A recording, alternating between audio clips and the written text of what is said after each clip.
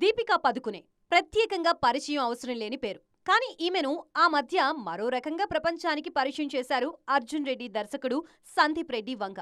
ఒకే ఒక్క ట్వీట్తో Deepika career తలకిందులైంది. Spirit నుంచి దీపికను తీసేసి తృప్తి దిమ్రీని తీసుకున్నారు సందీప్. అక్కడితో ఆకుండా కథ లీక్ చేస్తుందంటూ దీపికపై ట్వీట్ చేశారు వంగ.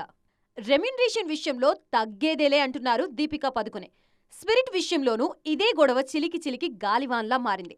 20 కోట్లతో పాటు ఇష్టమొచ్చిన కండిషన్స్ పెట్టేసరికి ఈమెనే పక్కన పెట్టారు వంగ. ఇప్పుడు కల్కి 2 టీం కూడా తమ సినిమా నుంచి దీపికా పదుకునేని తప్పించినట్లు తెలిపింది. కల్కి లాంటి సినిమాలు చేయాలంటే కమిట్మెంట్ ఎక్కువగా ఉండాలని ట్వీట్ చేసింది వైజయంతి మూవీస్. ఈ లెక్కన వర్క్పై దీపికకు శ్రద్ధ లేదని ఇండైరెక్ట్ గా చెప్పారు కల్కి మేకర్స్. పైకి సాఫ్టుగా ట్వీట్ చేశారు కానీ ఈ ట్వీట్ వెనుక ఎన్ని విభేదాలు వచ్చుంటాయో అర్థమైపోతుంది. కల్కి, స్పిరిట్ నుంచి తప్పించిన దీపిక చేతిలో ప్రస్తుతం అల్లు అర్జున్ సినిమా ఉంది.